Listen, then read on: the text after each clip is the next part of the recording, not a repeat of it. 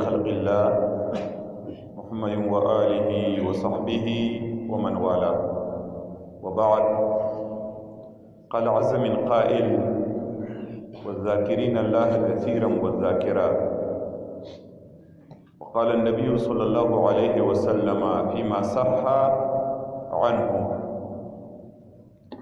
ألا أنبئكم بخير أعمالكم وأزكاها عند ملككم وأرفعها في درجاتكم وخير لكم من إعطاء الذهب والفضة ومن أن تلقوا عدوكم فتزربوا أعناقهم ويزربوا أعناقكم. قالوا: بلى يا رسول الله. قال النبي صلى الله عليه وسلم: ذكر الله عز وجل. رواه الإمام الترمذي في سننه وقال: هذا حديث حسن صحيح. د دین اسلام ګرانو طالب العلمان ورونو، بیان ته خاص ضرورت هم نشته او خاص کر زما ځکه چې همیشه درس و تدریس و بیان کیږي. ما ملګرو ته معذرت هم پیش کړ، دا ټیم د بیان هم نه او ضرورت هم نشته دی، خو هغو مطالبه وکړله چې نه، د ذکر اذکار متعلق یو حدیث به ترجمه کړي.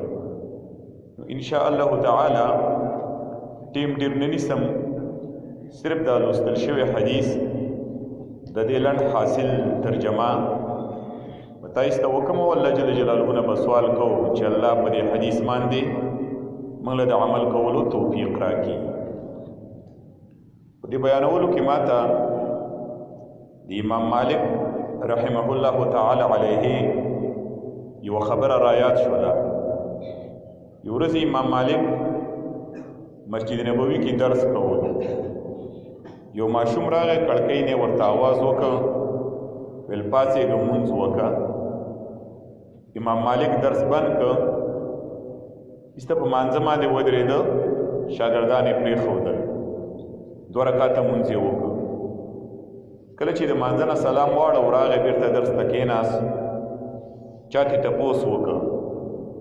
دا خو ماشوم و او د مانځه ټیم هم نه و، تا ولې د دې په دې خبره باندې عمل وکړو؟ امام مالک ورته وویله: ما ته پته وه چې دا ماشوم دی او د مانځه ټیم هم نه دی، خو دا خبره ما ته نیکه خبره وکړه، ښه مشوره یې لاله راکړه. او زه د الله نه ویرېدلم داسې نه چې زه د دې آیات مصداق جوړ شم: وإذا قیل لهم ارکعوا لا یرکعون. الله جل جلاله چې جهنمین په جهنم کې په ورځ د قیامت باندې وارتئ، سبب الله ذکر کوي چې سبب د جهنم ته د تلو داو، دیو ته به د مانځه دعوت ورکړی شو، نو دی به مونږ نه کوو. ما ته هم دا رایاد شو چې د هغه خبرې مصداق مونږ جوړ نه شو، لکه سهار زمونږ سره درس کې تیر شولو: ان الذين يكتمون ما انزلنا من البينات والهدى من بعد ما بيناه للناس في الكتاب اولئك يلعنهم الله ويلعنهم اللاعنون. چې یو څوک د نبی صلی الله علیه وسلم احادیث او علم ورته الله ښودلی، د یوې مسلې علم ورته معلومي، د یو آیات علم ورته معلومي او دا هغه پټوي، خلکو ته نه بیانوي، نو داسې نه چې بیا په دې باندې د الله او د ملایکو د ټولو خلکو لعنت وي. ذکر د الله جل جلاله کول دا ډېر زیات اعلی عبادت دی. د زړه حیات د الله ذکر دی، د زړه خوراک د الله ذکر دی، د زړه څښاک د الله ذکر دی، د زړه آبادی دا د الله ذکر دی، د زړه نور دا د الله ذکر دی. کوم زړه کې چې د الله عظمت نه او په ژبه د الله ذکر نه، هغه زړه مړی، هغه زړه توري، د هغه زړه خوراک نه، د هغه زړه څښاک نه. په دې باندې دا قیاس وکړئ و چې یو بدن د هغې خوراک نه وي، څښاک نه وي، روح پکې نه وي، هغه ډېر بېکاله بدن وي. دقه رنګې هغه زړه چې په هغې کې د الله عظمت نه وي، په هغه ژبه باندې د الله ذکر نه وي، نو هغه زړه چې دی بې مړي. د دې حدیث لوستل شوي ترجمه نبی صلی الله علیه وسلم یو ورځ وفرمایل صحابه کرامو ته یو عمل دی وروستو را روان دی چې هغې ته د الله ذکر ویلی کېږي. د دې څه مختصر فضایل بیان کړل، خو عمل نه نبی صلی الله علیه وسلم صحابه کرامو ته نه دی ښوولی. فرمایي الا انبئکم بخیر اعمالکم، تاسو ته په ټول عملونو کې غوره عمل نه درښیم، وازکاها عند ملککم، چې هغې ډېر غوره دی ستاسې د باچا په نظ باندې چې الله جل جلاله دی، وارفعها فی درجاتکم، ستاسې درجې د جنت په هغې باندې ډېرې زیاتې چوتېږي. وخیر لکم من اعطاء الذهب والفضه، سره او سپین زر د الله په لار کې ورکوئ، د هغې نه دا عمل ډېر زیات غوره دی. د دین هم ډېر زیات غوره عمل دی چې د دشمن سره مخامخ شئ، تاسو هغې په توره باندې وهئ او هغې تاسې په توره باندې وهي. صحابه کرام ډېر زیات تعجب کوي د دې عمل نه، وی بلا یا رسول الله ولې نه، دا داسې غوره عمل دی موږ ته یې راوښایه. نبی صلی الله علیه وسلم ورته وفرمایله وهو ذکر الله عز وجل، بس د الله جل جلاله یادول دا ډېر غوره عمل. اولنۍ جمله د الله ذکر، خیر اعمالکم، ولې په ټولو اعمالو کې دا عمل غوره دی؟ ځکه د ټولو نیکو اعمالو خاتمه دا د الله په ذکر باندې راځي، او غالبا د ټولو نیکو اعمالو ابتدا دا د الله په ذکر باندې راځي.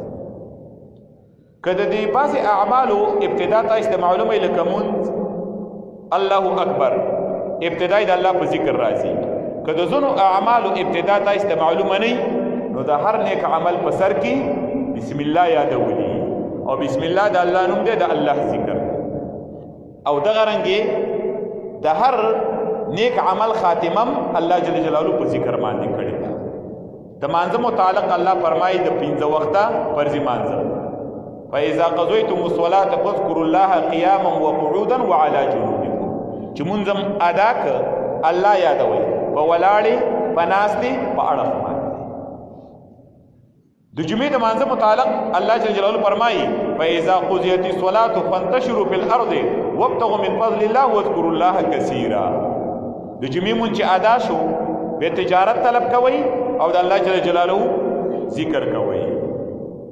د حج متعلق الله فرمایي فاذا قضيتم مناسككم فاذكروا الله كذكركم آباءكم، چې کله حج ادا ک الله داسې یادوي لکه خپل پلاران چې یادوي.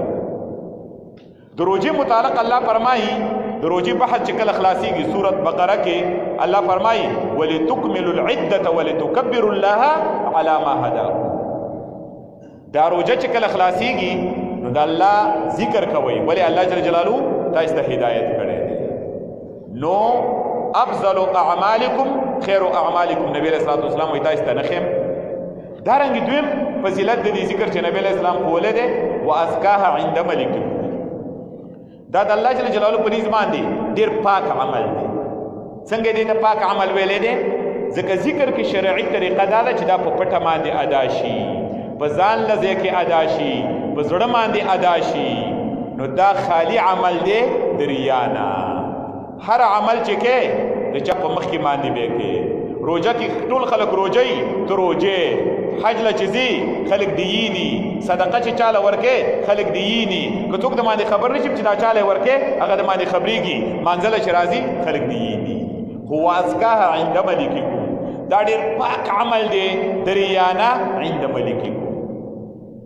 د الله په صفاتو کې په دې حدیث کې مالک راغلی دی چې الله طاقتور ذات دی، باچا دی. دا خلک د خپلو مشرانو د محسنینو د لیډرانو ذکر کوي. نه باچا الله دی، مشر الله دی، طاقت د الله دی، دا غ ذکر کول پکار دی. د ملککم کې دې ته اشاره ده. به نبی صلی الله علیه وسلم فرمایي وارفعها فی درجاتکم، په دې ذکر باندې ډېرې زیاتې درجې چوتېږي. د دې تفصیلات خو تاسو ته معلوم دي. د جنت بېشماره پړلوي درجې دي، د هرې درجې په مابین کې مسافه کما بین السماء والارض، او په هر ذکر باندې الله ستا یوه پوړۍ درجه چوتوي. څه مطلب؟ په یو سبحان الله، په یو الحمدلله، په یو الله اکبر چې د الله ذکر وکې، ستا په جنت کې یوه درجه چوتېږي کما بین السماء والارض. نو واربعها فی درجاتکم. بل نبی صلی الله علیه وسلم فرمایي وخیر لکم من اعطاء الذهب والفضه. دا د الله ذکر چې دی دا ډېر غوره عمل دی د ورکولو د سرو سپینو نه. ځکه سرو سپین زر چې د الله په لار کې ورکړي، بنده نه به ورکړي، په دې بنده خوشحالېږي، د بنده د خوشحالۍ نه الله خوشحالېږي، او د الله په ذکر باندې ډایرکټ الله خوشحالېږي. او داسې عمل درته نه ښیم چې د دې نه هم ډېر زیات غوره دی چې د دشمن سره مخامخ شي، هغه دا په توره وی او هغه په توره وی. صحابه کرام فرمایي بلا یا رسول الله، نبی صلی الله علیه وسلم ویل د الله ذکر کوئ. یو صحابي راغی نبی صلی الله علیه وسلم ته فرمایي و یا رسول الله فإن شرائع الاسلام قد كثرت علی. دا د اسلام مسائل، احکام، اعمال په ما باندې ډېر زیات شو. فدلني على عمل اتشبث به. ما ته یو لنډ جامع عمل راوښیوه چې په هغه باندې منګولې ولګم او هغه عمل راټینګ کړم. نبی صلی الله علیه وسلم ته وفرمایل ولا یزال لسانک رطبا علی ذکر الله، یا په بل روایت کې بذکر الله. همیشه د ستا ژبه لمدی د الله په ذکر. ژبه دې څنګه لمدی؟ ژبه باندې چې خبرې نه کوي نو وچوي، او چې خوځېږي لمده کېږي. نو تې لمدوه په اسو خبرو باندې نه، د الله جل جلاله په ذکر باندې لمدوه. که منګه واقعي د الله جل جلاله ذکر وکړه نو زمونږ د زړونو اصلاح به وشي، زمونږ به زړونه روغ شي، زمونږ زړونه به ژوندي شي، زمونږ زړونه به رڼایي، زمونږ د زړه طاقت به ځکه خوراک او څښاک به ورته شروع وي، او د دنیا ټول حوایج به زمونږ پوره شي. اخرنۍ خبره، امام احمد ابن حنبل رحمه الله تعالی علیه په سیرت کې امام ابن جوزی لیکلی دي چې دا یوه ورځ د ورځو نه مسافر و چرته تللی، په یوه علاقه کې ځان له روان په یو ځای کې په ده باندې شپه راغله. دا شپې ایسته په یو مسجد کې شوله. کله چې د ماخوستن لمونځ وکړه، د هغه مسجد څوکیدار پسې راغی، ورته ویل وځه، پېژاندی نه، زه جومات بند وم. امام احمد ابن حنبل ورته ویل زه مسافر یم، بل ځای مې نشته، د جومات کې مې پرېږده، زه به شپه وکړم. ویل مسافر دې نه پېژنم، خو د جومات نه وځه، زه مسجد بند وم. په زور یې د جومات نه راویسته. کله چې د جومات نه راویسته، د مسجد ته مخامخ یو نانبایي و، د ډوډو پخلو والا کس و، ډوډۍ پخولې. چې دا بوډا سړی دی، او سړي په زور باندې راویسته، زړی پرې وسو. ویل راځه زما سره شپه وکړه، شپه به زما سره تېره کړې. لاړ، د هغه دوکاندار سره شپه شوله.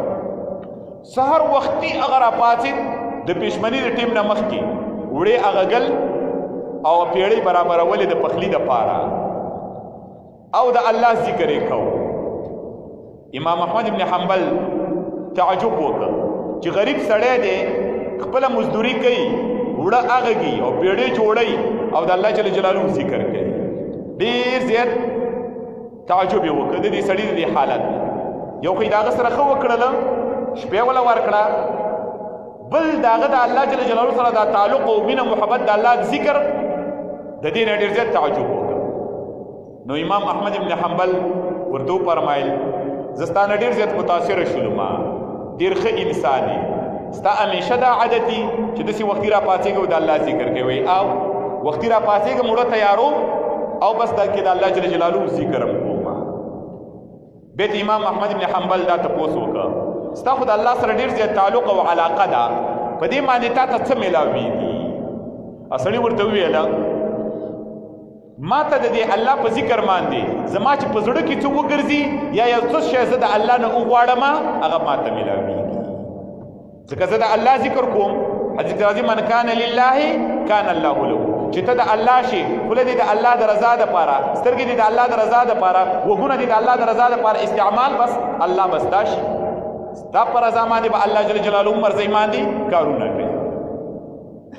نو اسړی ویل چې زه څه وغواړم هغه کېږي ځکه زه د الله ذکر کوم ویل ډېره ښه ده بیا لږ ساعتې ویل صرف په دنیا کې یو ارمان زمانه دی پوره شوی هغه دا دی زما ډېر غټ ارمان دی چې زما لیدل او ملاقات د امام احمد ابن حنبل سره وشي امام احمد ابن حنبل ورته وویل چې تو مادام دومره د الله ذکر کې زه احمد ابن حنبل خلکو ټیل وهلم او په زور استادي دکان ته راوارتلم دا ارمان دې پوره شو تعجب یې وکړه چې دا زما په دنیا کې یو ارمان چې زه به ډېر غټ مزل کوم د ده ملاقات پسې خو د هغه سړي چې تعلق د الله جل جلاله سره نو هغه دی الله په زور زور باندې د هغه کمرې ته بوته او د هغه سره شپه شوله نو طالب العلمانو ورونو باید منګه د الله سره خپل تعلق قایم کو د الله سره د تعلق غټه ذریعه د قرآن کریم تلاوت او د الله جل جلاله ذکر دی او په دې ذکر باندې ګوره دو چیزونه آبادیږي په دنیا کې په دې انسان زړه آبادیږي او په آخرت کې په دې انسان جنت آبادیږي د ذکر دا دوه غټې پیدې دي د انسان زړه پې روغېږي آبادیږي عمارة القلوب والجنان دا د ذکر غټه پیدا ده د زړه آبادي ده او د جنت آبادي ده د جنت آبادي متعلق داسې اورېدلي دي د نبي صلی الله علیه وسلم چې معراج کې ملاقات د ابراهیم علیه السلام سره وشو ابراهیم علیه السلام ته وویل وقرأ امتك مني السلام امت د زما د طرفنا سلام وایا واخبرهم ان الجنه قيعان خبر ولا ورکه جنت داسې دشته ډاګه ده وان غراسها سبحان الله والحمد لله ولا اله الا الله والله اکبر باغی کې ونه نالېږي په سبحان الله سره والحمد لله سره والله اکبر سره بیا د هغو صفت نورو حدیثو کې راغلی 50 کاله یا 100 کاله راغلی 1500 کاله به تیز اس د هغې د سورې لاندې مزل کوي د هغې سورې به نه خلاصېږي الله جل جلاله دې موږ له توفیق راکړي چې د الله سره تعلق قایم کړو د الله ذکر وکړو وصلی الله تعالی علی خیر خلقه محمد وآله وصحبه اجمعین